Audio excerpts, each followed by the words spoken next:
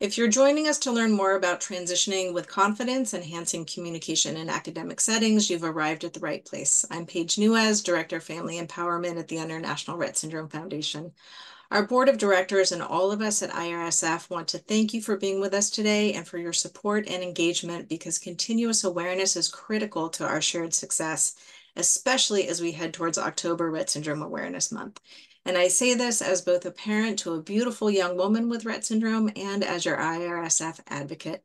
We want you to be as educated and empowered as possible as you care for your child, speak to others about your child, or work on behalf of your patients, students, or clients within your field of interest. We welcome you and thank all families, caregivers, clinicians, researchers, and industry for joining us today. We have attendees from all around the world, and we're glad that you can join us. We believe that information on our rare disorder should be free to all who avail themselves of it, and we thank our donors and supporters for their shared belief. Our educational programming is made possible through the generous support of Acadia Pharmaceuticals and Taysha Gene Therapies. We are grateful for their support, which allows us to connect and empower you with best practices and key information in the here and now. And if I can take a moment before we begin, I have 3 important resources to share with you from IRSF. First, I would like to remind everybody of an invaluable resource which has been newly updated and published, the Comprehensive Care Guidelines. You can find that on rettsyndrome.org, and it's extremely helpful for every physician, especially the pediatrician or GP who may be least familiar with Rett syndrome. Next, we'd like to remind and encourage everyone in the US to take the time to begin using IRSF's free web app, My Rett Ally, which was programmed for US families to safely organize your personal data and documents. And with over 500 US users already, we're hearing nothing but positive reviews about this helpful tool. So again, visit rettsyndrome.org and start using it today. Last update, I wanted to give some information about upcoming empowerment events. Our next RettEd Zoom Live webinar will be October 4th, and we'll be touching on epilepsy and Rett syndrome. Also, we will be hosting an in-person RettEd Day at Children's Hospital of Philadelphia on November 16th, this Saturday. We hope you can join us if you're in the East Coast. And we also want to remind you that we have over 50 free recorded webinars on topics of interest in Rett syndrome in our YouTube library. And we have so much more to come in 2025. Okay, so thanks. And now on to today's RettEd topic, transitioning with confidence, enhancing communication in academic settings. During this webinar, Emily Clear-Estatis, speech-language pathologist and mother to a 24-year-old with Rett syndrome, will share her insights from both professional and personal perspectives. She will discuss challenges and successes, offering advice on advocating for students and ensuring successful IEP and transition meetings. Then Andrea Etke, a speech-language pathologist and Rett syndrome researcher, will present evidence-based strategies and innovative approaches. She will emphasize the importance of including students in transition discussions to ensure their voices are heard and their needs are met. Both of today's speakers are moderators of our IRSF Communication Guidelines Professional Development Program, and we appreciate their involvement with our community. Today's session aims to combine professional expertise with personal experience to enhance communication support during academic transitions for students of all ages with Rett syndrome, with emphasis on preparing for adulthood transition conversations that should begin probably around age 14, a little bit earlier than a lot of us might be ready for. So thank you for submitting your questions in advance, and please submit additional questions that come up throughout the presentation, and we'll address these during our QA session at the end of our presentation. If you're the parent or caregiver of a younger child and are just beginning your first transitions to preschool or elementary school while trying to stay the course with the dynamic and ever-changing development of your child, keep the faith. We're here to guide you, and we know that by being here, you already are working hard to become an extraordinary and successful advocate for your child. Congratulations, you're already ahead of the game. And if you're watching this webinar because you have a teen or young adult with Rett syndrome and you're feeling anxious or lost about this transition, I want you to pause and realize what a great job you've already done in raising your extraordinary child. You've educated yourself about the diagnosis. You've made it through so many years of school, IEPs, regression, and progression of the disorder. You may have faced some significant health or behavioral issues in your loved one while juggling life, work, and family. Hopefully, you've already had some great successes along the way with advancing communication through AAC or assistive tech. And if not, trust me when I say that it's never too late to start, and maybe this can be the newest and best goal for your loved one. Celebrate how far you've come and all that you've accomplished along this journey. You are already a skilled and impatient and practiced advocate. So you know that building a team to share responsibilities and decision-making and planning ahead for a variety of outcomes is the key to your mental health and emotional health, as well as that of your child. So with this very positive mindset, I'd like to now invite Emily and Andrea to take over and help us better understand the power of possibilities at times of academic transitions. So Andrea, Emily, welcome. Thank you for being with us today, and we look forward to everything you have to share. That was such a great introduction, Paige. Thank you so much. I love that you just started us off with this really positive approach to what might be a very tricky and challenging and maybe feeling anxious situation. But today, what we're hoping to present you with are just some ideas and general knowledge about how this process works.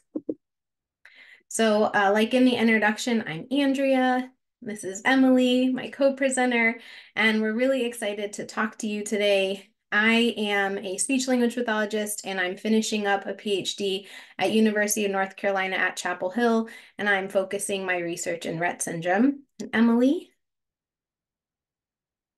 unmute yourself first. So sorry. I'm Emily. I'm a speech language pathologist that works at a middle school and high school in Ohio. And I am also the mother of two children. My Annie is 24 years old and has Rett syndrome. And then Andrew's there on the side as well. And I'm very excited to be with everyone today to help them, understand this whole process that I've already gone through as a mother, and I help many students with on a day-to-day basis now. Awesome. Thank you. So our learning objectives for today, we will be presenting some general concepts about the transition process as it relates to the U.S. Department of Education guidance. We're offering these general resources for families to use at your local and state level, knowing that school districts and states may operate differently from one another. So our goal is to provide you with an overview of how this transition planning works and provide you with the resources that you may need. So when this webinar is finished, we're hoping that you're able to define transition planning, identify those time points in your students' academic careers where transitions will occur, list strategies for successful team meetings and questions you might want to ask. We're going to highlight an evidence-based method to include your student with Rett syndrome in those meetings. And then we're hoping that you will be able to list strategies for keeping communication at the forefront. So what is transition? What do we mean by this? Transition is the process of a student moving from one setting to another. And there are multiple transitions that your student might move through in their academic career. At each stage of transition, planning is required, and this transition planning is what we're talking about today. It's the preparation steps taken across and during your student's academic career, designed to help you and them think and plan ahead for their eventual exit from school. Your child may move from receiving early intervention services at age birth to 5 with an IFSP or an individualized family service plan into elementary school with an IEP or an individual education plan. Then your child might transition to middle school, and then they might transition to high school, and then they might transition, or we hope that they transition to this post-social graduation or vocational rehab position. And it's at these points of transition that we're discussing today as your student moves through them about how to plan and think about communication and keeping that at the forefront of your goal planning. To make the point clearer, here are the transitions that your students might move through according to their age. These are not set in stone, defined ages. These are, they may differ depending on your state or school district, but generally we see students move from an IFSP to an IEP in early elementary school around the age 5. And then start talking about transition as early as age 14 in middle school. And then talking about transition planning in high school no later than age 16 as they plan to exit the academic setting between the ages of 18 to 22. Many students remain in the academic setting until age 22, and we will talk more about aging out in another slide. A truly successful transition process is the result of a comprehensive team planning that is driven by the dreams, desires, and abilities of youth. A transition plan provides the basic structure for preparing an individual to live, work, and play in the community as fully and independently as possible. And those words and direction come directly from the U.S. Department of Ed. So the Individuals with Disabilities Education Act, or we refer to it as the IDEA, is a federal law that provides protections and services for students with disabilities up to age 22 with a free and appropriate public education in the least restrictive environment, which is how many students stay in school until age 22. So according to the IDEA, transition planning is mandated, and schools must have processes in place to facilitate a smooth and seamless transition, and a monitoring system to assess their policies, procedures, and practices. However, all states and schools may approach this transition differently, so we're showing you some general concepts. So just keep in mind, this might look different from school to school. Some background knowledge about the IDEA, has 4 parts. So Part A covers the general provisions of the law, and Part B covers assistance for all children with disabilities. So under Part B, your student has the services outlined in an IEP. That's the individual education plan. Part C covers the early intervention for children from birth to 3. And under Part C, your child has services covered under the IFSP. And then Part D covers all national activities to improve the education of children with disabilities.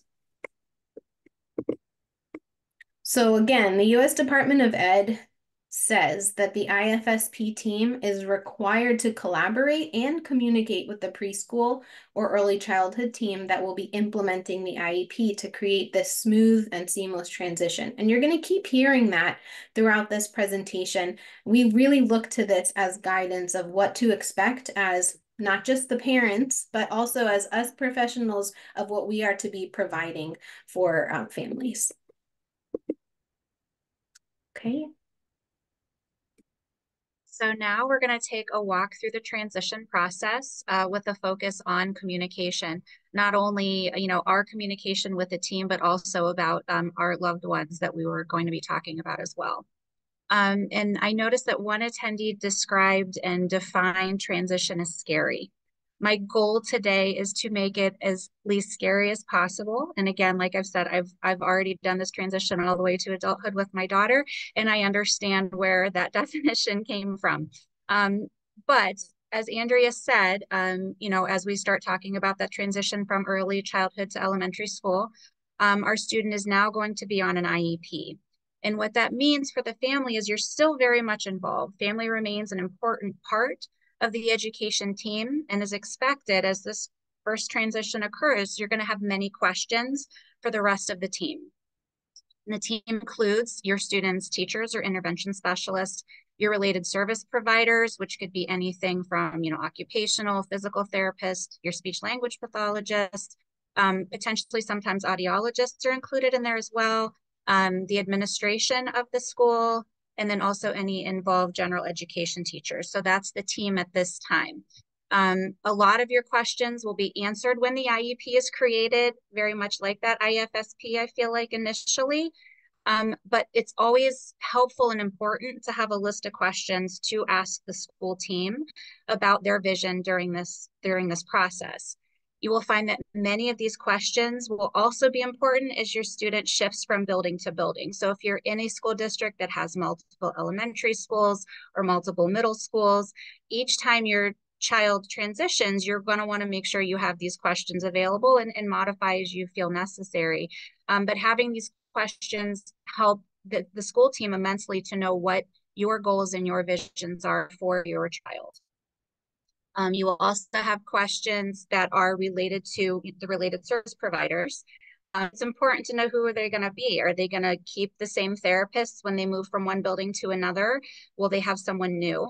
And to ask their experience with, to know if they've worked with someone with Rett syndrome before, their ability and their knowledge based on AAC devices, if they have knowledge of the IRSF communication guidelines, which we'll discuss more in a little while, you know, if there's going to be any collaboration between the therapists to help with the transition, if they're going to use similar therapy approaches, if there's going to be new approaches, just really understanding what that therapy is going to look like. And then you may have some feedback as well as parents as to what you know has worked and not worked in the past. And another big piece is literacy going to be involved in those therapies, and what's the model going to be? Are they going to push into the classroom? Are they going to, you know, take the student to a speech room, group, individual therapy? You know, there's all these options, and it's always important to know so you're involved and can help provide feedback as well. But I also feel like it's really important at this time to explain the training of a speech language pathologist. And you know, this is one of my personal stories. When I became a speech language pathologist, it was not my first career. I started out as an art teacher, and then I decided I was going to transition. Once I started learning and going to therapies with my daughter, I became very interested, and there were times frustration trying to figure out why every time she had a new therapist, she had a new approach. And it seemed like no one knew exactly how to work with Annie, and that was really difficult. And what I ended up learning at the end of my master's degree is that speech language pathologists work the lifespan.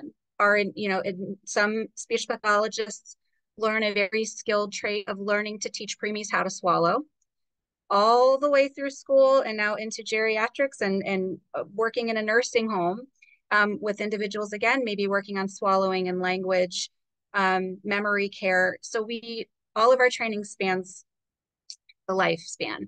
And that can be, it's a lot of knowledge. So when you, you know, you have a new speech language pathologist and you want to know what it is that they know about your child, it is completely fine to ask those questions.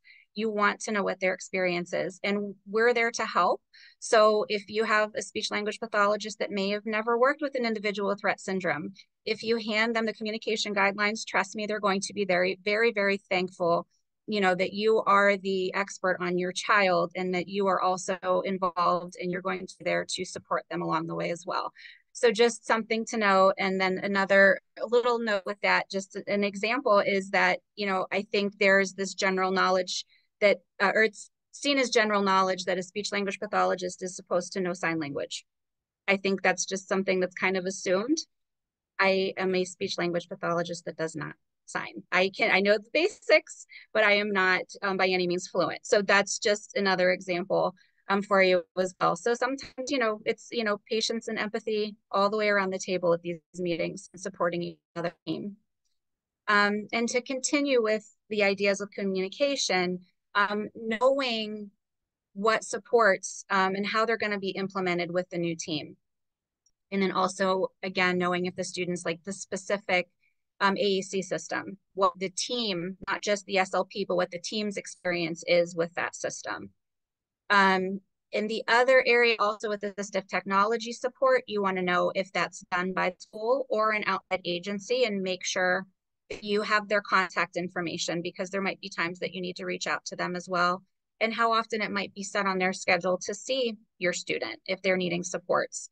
And the last question that I had in mind for this would be what other local community supports and agencies are available to support your student, because there are a lot of community supports, and unless kind of ask that question. Sometimes we don't know where we are. And the schools know from, previous experience where to go with that.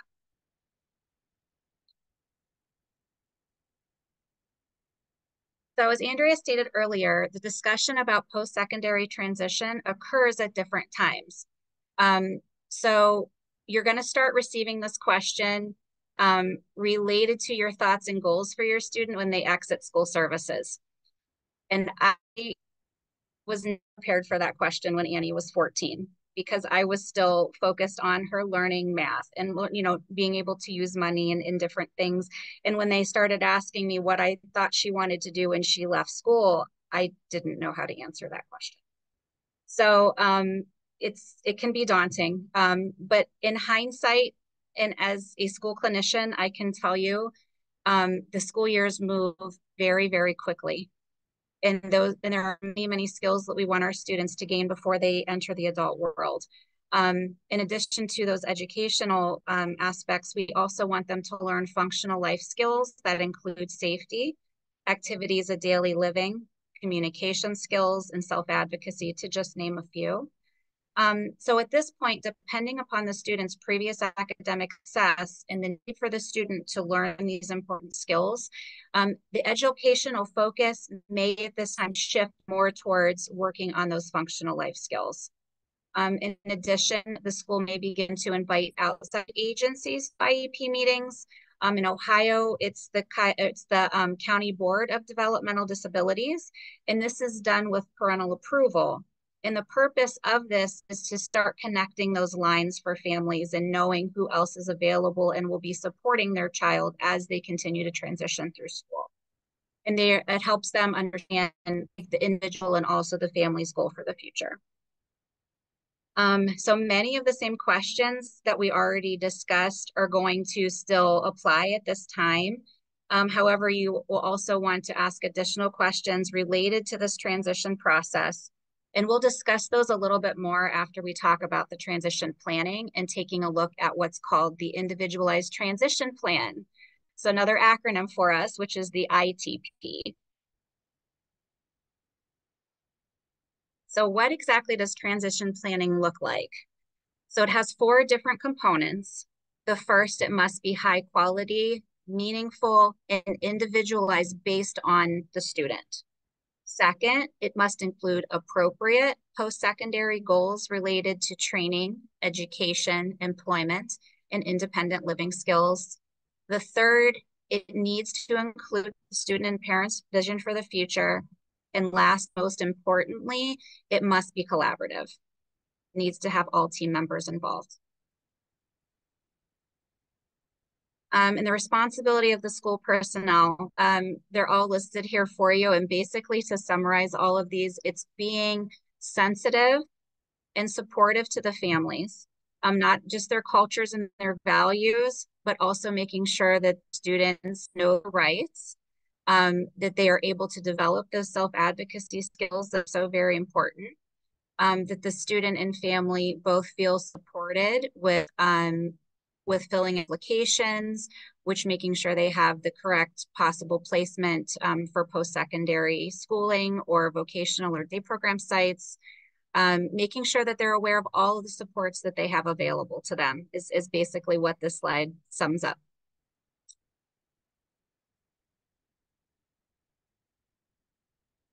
And there are several categories that should be considered when creating the goals for an ITP.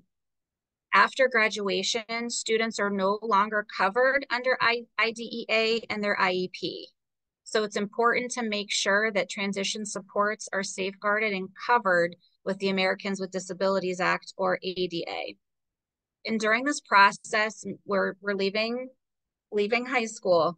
So a lot of emphasis is placed on employment and employment-related outcomes.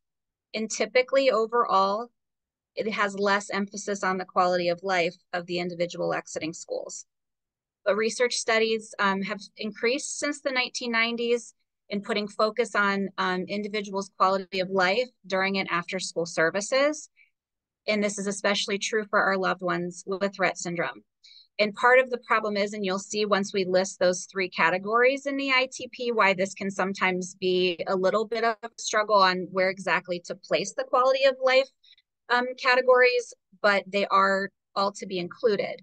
So the first 3 that you see are all related to post-secondary education, vocational training, and supported employment.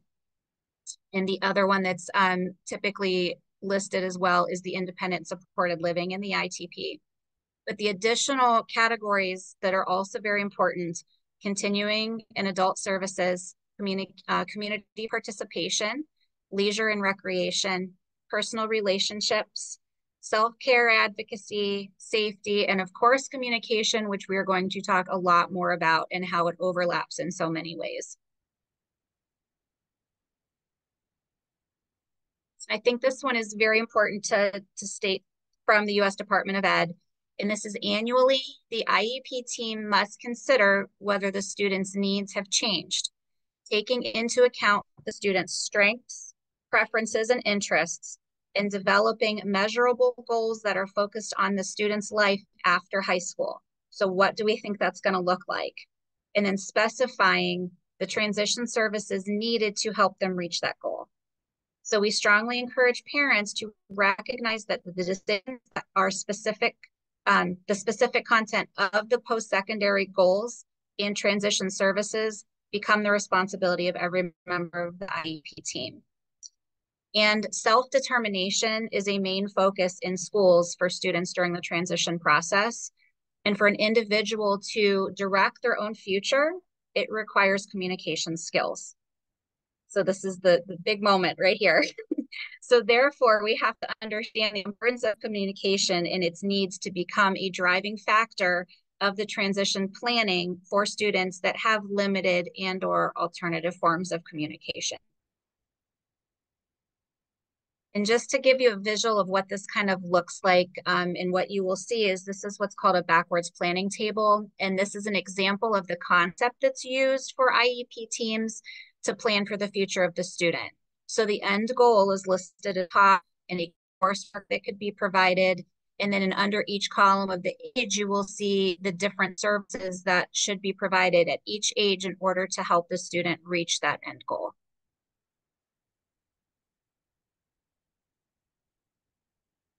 Okay, so now that we have some knowledge on the transition plan, we're going to talk about it specifically. When your state and school district determines it's appropriate to add the ITP section to the IEP, you'll start getting that question I mentioned about the future goal. And also at this time, your student will also begin to be invited to the IEP, because it now becomes not just their education. You know, the education, obviously, when they were under 14 was with the parents, and now they have a right to start talking about what they want for their future. So at this time, they will also be invited. I've experienced sometimes parents have them come in to talk about transition and then they go back to class. Other times they stay for the whole meeting. It's just kind of, it's, you know, and you have those rights to say, you know, whether or not you feel it's appropriate. And the student will also have to go through some functional vocational assessments and other age appropriate assessments that, you know, that they would need to do as well to get the best picture possible for the transition plan. There are 3 areas listed on the ITP. Those are employment, post-secondary education, training, and independent living. So again, if we go back and think about those areas we talked about, it's kind of hard to fit some of them into those 3 overall categories, but it's about being creative with communication piece specifically. So under each of these goals on the ITP, you will find the activities listed that your school district will provide to your student to help them reach these goals. It is important to remember those categories in the backwards planning that we talked about. And just like every other part of, you know, transition through school, at this time, there's going to be specific questions for transition. And I want to stress, and we'll have an example of it a little bit later, the importance of testing the AAC device, especially if it belongs to the school system. So when transition begins, it's very helpful to ask, what are the students' options to maintaining the use of their AAC device upon exiting school services? Because that's a very important part of transition, and we want to make sure it's discussed early because it can be a lengthy process. And this other question is also just as important. How will the students' communication needs be addressed in the ITP? And that makes sure that becomes part of that transition into adulthood. What other transition services does the district provide during middle school and high school years? And if the team deems the student eligible for continuing education after their senior year, which we're going to discuss next. And also, again, what other local agencies are available to support your child during the transition years. And there's also some state agencies as well. And I can speak on Ohio again. We have some organizations that help with that, with job placement and preparing for employment.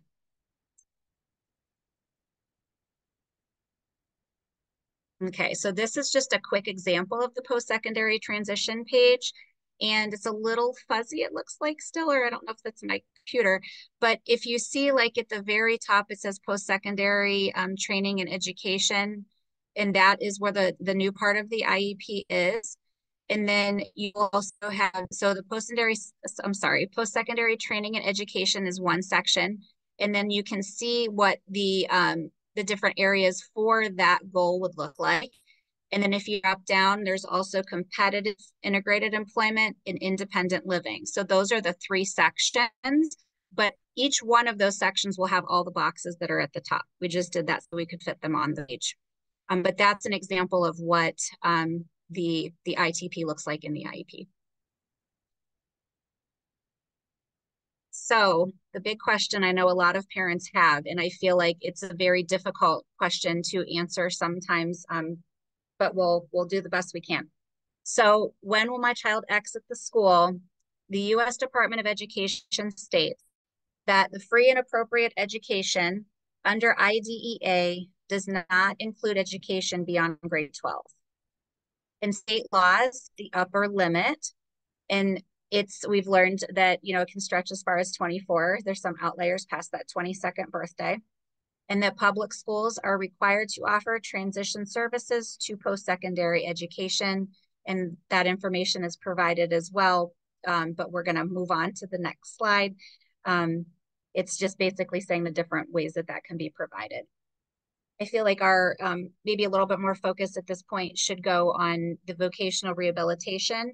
VR programs are state run and federally funded to help identify the skills and abilities of a student and to provide training towards earning competitive employment.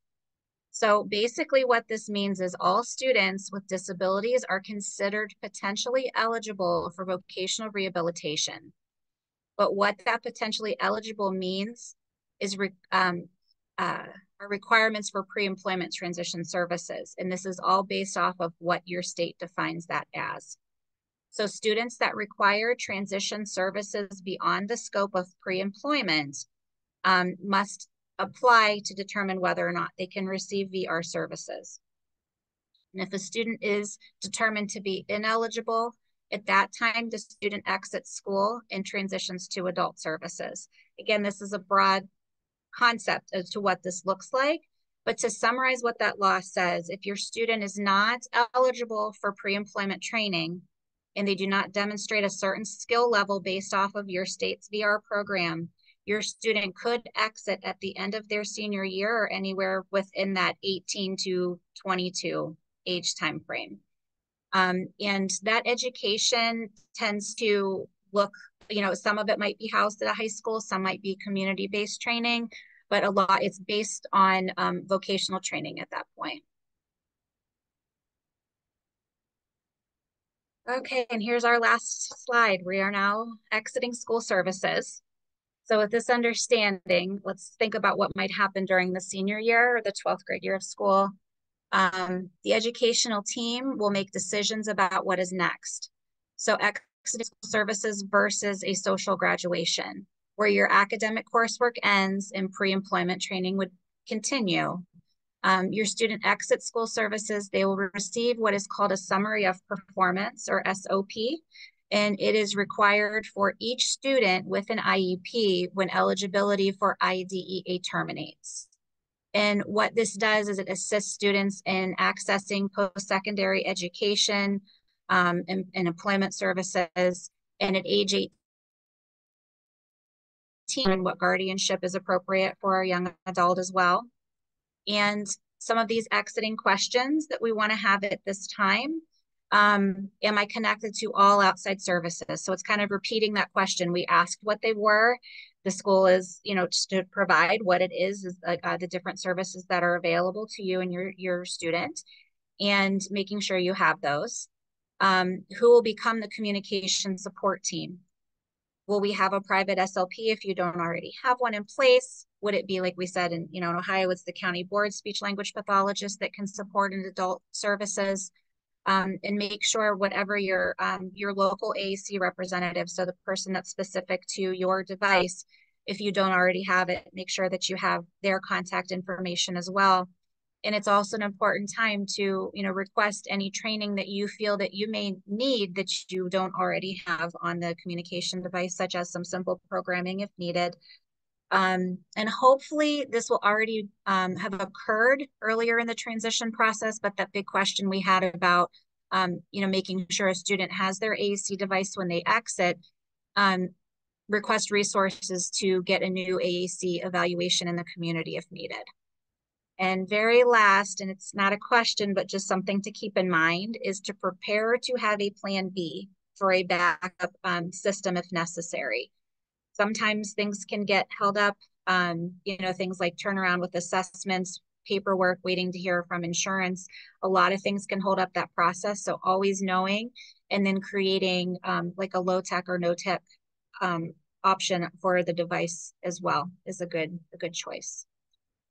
And I will hand it back over to Andrea, and I'll be open to any questions at the end. Thank you. Thank you, Emily. That was all really great, detailed information of what transition planning looks like at those different points. So remember, school districts are required to offer transition guides to post-secondary education for your student with Rett syndrome. And what we want you to take away from this webinar is the confidence to ask and expect this for your student. So let's get to a case example. There was even a question in the chat while Emily was presenting about, can you give a specific example of what a not smooth and a not seamless transition might look like? And so we have this example of a young woman named Katie, and she graduated from high school in May of 2024. And her AAC device was property of the school district, right? That's pretty typical. The school district expected that Katie would give the AAC device back on the last day of school. And so in talking about that, in 2022, 2 years before she was going to graduate, her mom began to ask questions about the device and how to plan for transition. So specifically, mom wanted to prepare for Katie to have her own device, right? But the school continued to not address these concerns directly until spring of 2024 arrived and Katie's ready to graduate. And this didn't allow enough time for a new AAC evaluation to be completed. The school district was unwilling to allow the school SLP to devote time to updating and doing a new AAC eval. And so there was really this moment of what are we going to do, right? Not smooth, not seamless. Mom had the forethought to secure a loaner device for Katie in the meantime and started working through what that would look like. So the problem here is that this AAC system, this is Katie's voice. Without it, she's left without a way to communicate, right? So mom points out to the school, hey, this transition is supposed to be smooth and seamless. Like, what are you going to do to help us out here?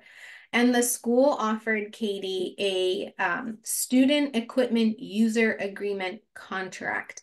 And this basically provided a 60-day bridge from being done and graduating and exiting the school system to provide 60 days to allow the family to secure another AAC device. So unfortunately, that came out of family's pocket, right? So that's a private AAC eval that they had to go and seek out because the school wasn't able to direct those resources to help them secure that updated evaluation. They had to submit it to their own private insurance. So, and at the end of the day, Katie now has this loaner device because she doesn't have her own dedicated device and it can't go to her day program with her. So her voice is essentially restricted to being used only at home. And so we share this example with you not to stress you out, but to help you maybe avoid a situation like this for you in the future.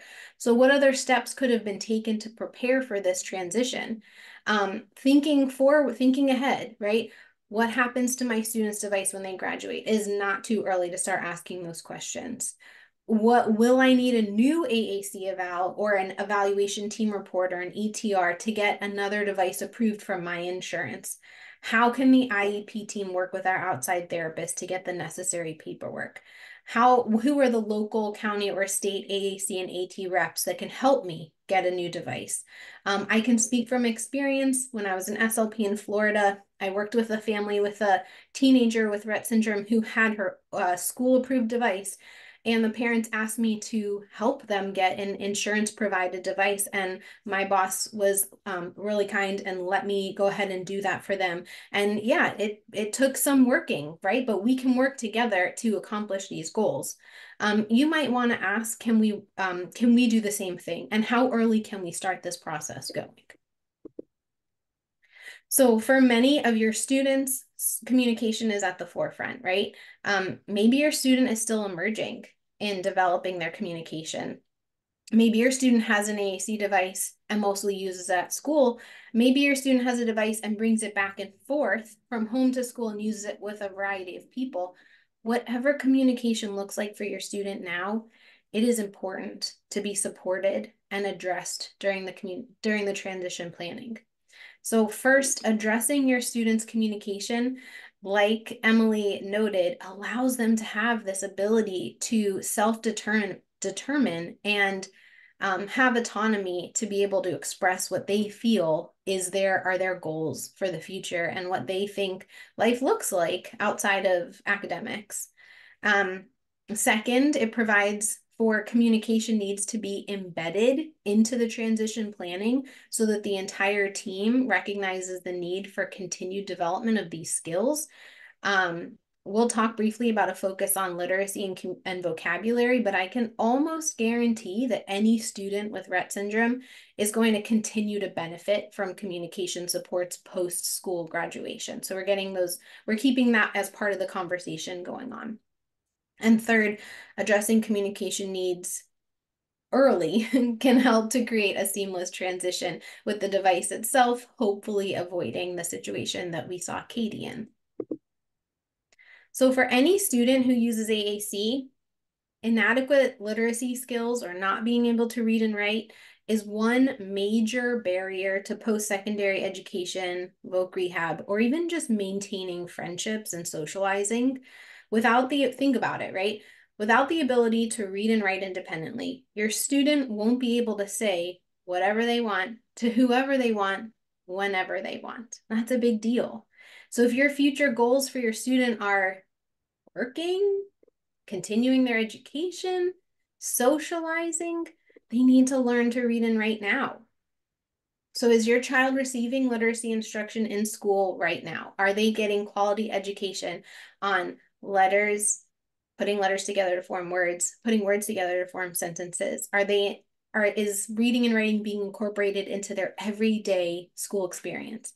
If yes, fantastic. Address it in their ITP as a goal to continue to develop. If not, start asking for it. Another major barrier to post-secondary education, voc rehab, or socializing and maintaining friendships for any student who uses AAC is vocabulary on their devices. So we hear that the vocabulary is not age appropriate or it's limited for social interactions. So start asking your team, what vocabulary does my student need to have access to on their AAC system to achieve these future goals? So we've laid out these goals, and this is what we're going to work towards Does their AAC system complement what we're trying to achieve for future goals? Start thinking ahead. One way that you might suggest or use with your IEP team is to consider other ways to involve your student in this self-determination and autonomy and planning for the future. And one of these ideas is this talking mat. And this is a low-tech support that has been used in lots of research with individuals with a range of communication abilities. And you could use something like this to ask your student questions about what they think their future they'd like their future to look like. So just to orient you to how it's set up, and you can do this with just pictures, or this is an actual talking mats online that you can go to talkingmats.com and check it out. And it has a top scale. So this might be yes, this might be I don't know, and this might be no. And then you set the topic up. Maybe you're talking about what would you like to do post-graduation? And then you suggest different topics. Might be spending time with friends, being outside, working, going to the library, shopping, watching television, watching YouTube, right? And you present your student with one of these topics, and then you ask them to make a decision. Is this something that you would like to do in the future? Yes, I don't know, or no. And that response can look different for each person.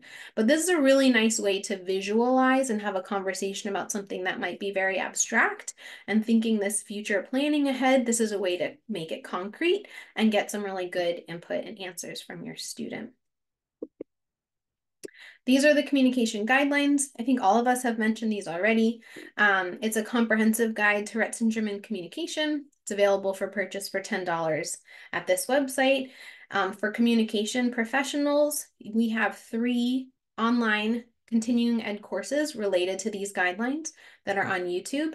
Any communication specialist or occupational therapist, related service providers can take those 3 online courses, take the quizzes that are associated with them, and then we invite you to join the moderated forum that myself and Emily and Paige are part of.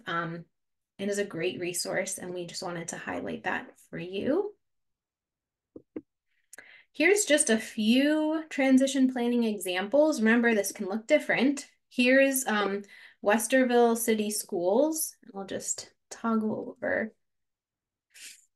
Okay, so with Westerville City Schools, I wanted to include this. This is a school district in Ohio that has a wonderful transition page included in their school website.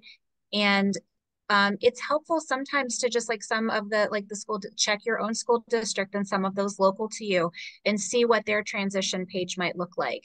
So if you look across the top, it has it broke down really well with all the different things that are available to students in that district. And then it also, with the agencies tab, I felt this was helpful too, because OOD, earlier I had mentioned opportunity for Ohioans with disabilities. This is where our students typically are able to they get job placements there. They come in and do work assessments with our students to determine where they're at related to their employability skills.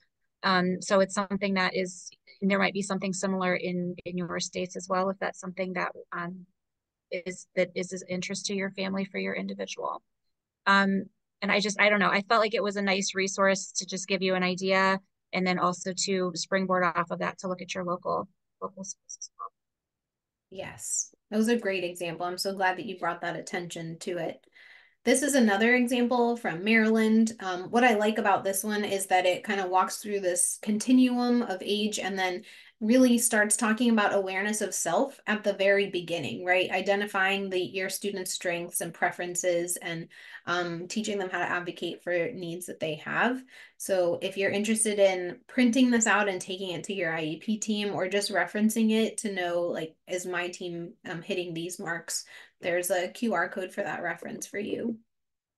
Another checklist, something that you might find helpful to guide conversations between you and your team. And then here are 4 resources that we thought would be helpful to leave you with. We've referenced multiple times the U.S. Department of Ed language, and that's the QR code in the first box. It is not written in plain language. It is not, the intended audience is not parents. It is researchers and administrators, I would say, of school districts. But sometimes you just need to go to the source. And so I feel like each parent should have access to that source. The second one is for the Communication Guidelines Handbook for ease of you to get on there and purchase it, talkingmads.com. And then the last one is this Parent Center Hub. This is a resource that's funded by the U.S. Department of Ed for from the Office of Special Education Programs. And they have these in different states and regional locations, and they're generally parent run. So parents of students with special needs run them, and they can sometimes be a really great network to tap into for you locally. Just some references for future reading, and we have about 6 minutes and we'd love to take questions.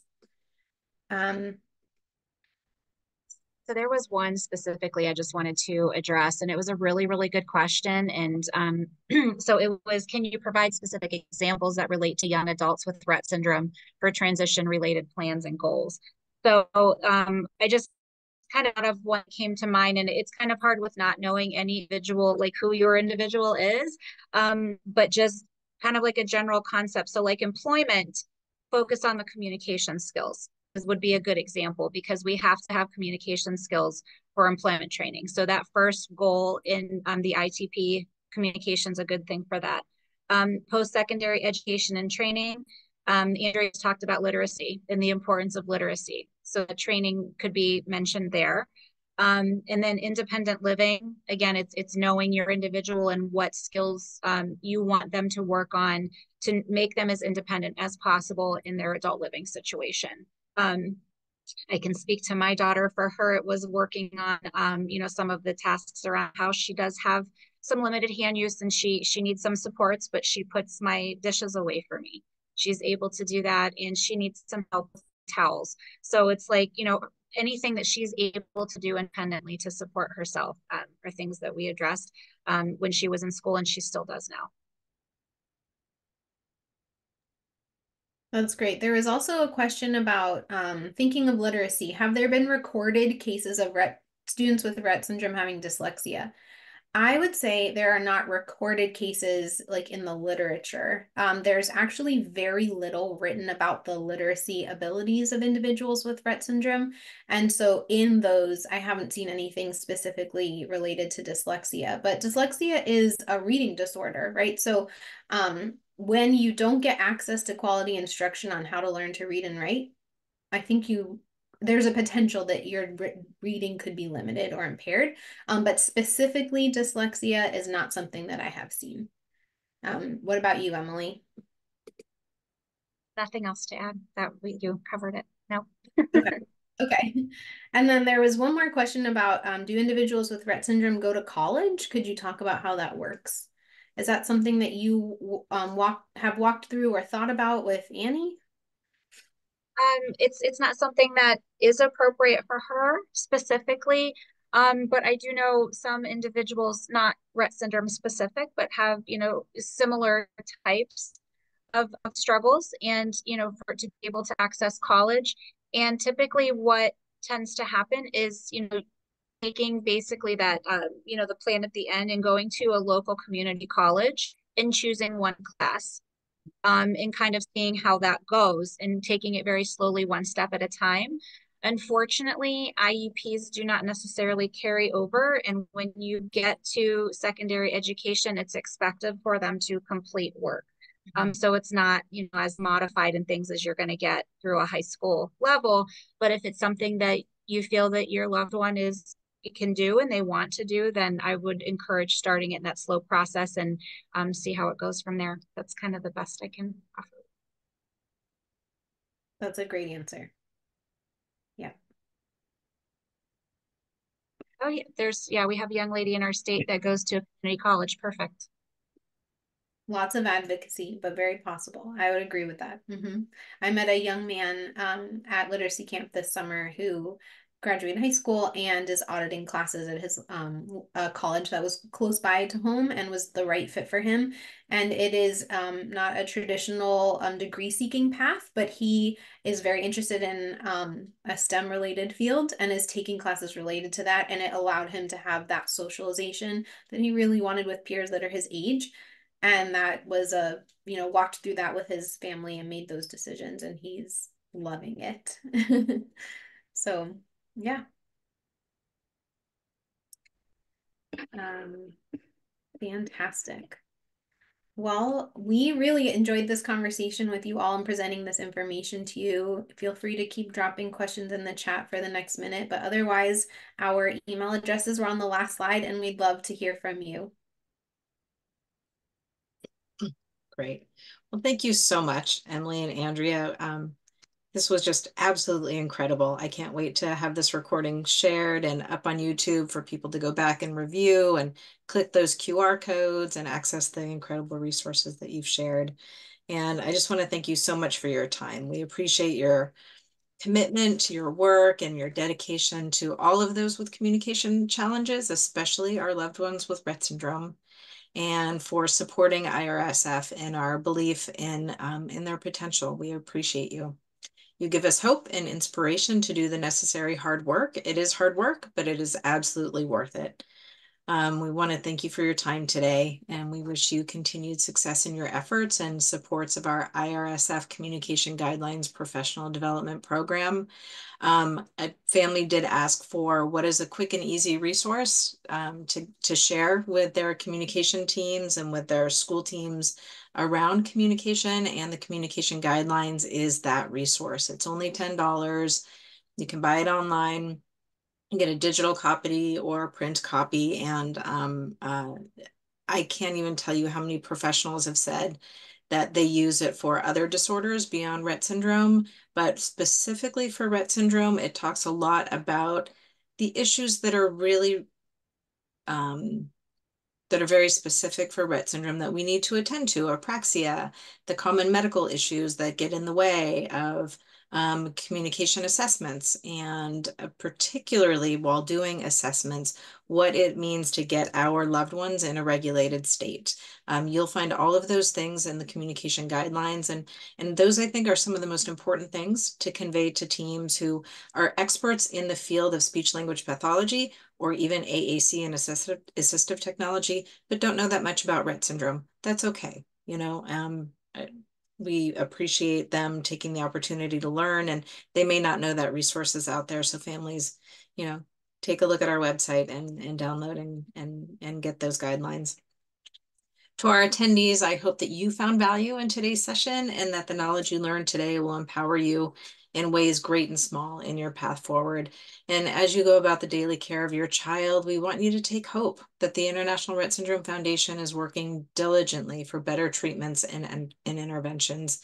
And we know that the days are long, but we are all up to the task when we're empowered with factual information and guidance. So my request to all, but especially to families, is that you try your best to understand how to advocate for our mostly nonverbal children and to remain optimistic and replenished in your lives, because their success hinges on you. Please take the information you learned today, apply it, and share it with others. Believe in them, and we will all be very part of something just incredibly special and rewarding. You can count on IRSF to bring you the latest news and information through a variety of channels and to continuously push for new and innovative findings, both to improve your quality of life and to advance research. We hope to see you next on October 24th for our webinar on epilepsy and Rett syndrome, and then in December to hear about important IRSF research programs that give us all hope. So sign up now on our website, rettsyndrome.org, and until we speak again, be well, and know that we welcome your feedback on what you need from our RettEd programming to best empower your extraordinary efforts to raise your incredible loved ones with Rett syndrome. Thank you, and this concludes today's webinar. Take care, everyone. Bye-bye.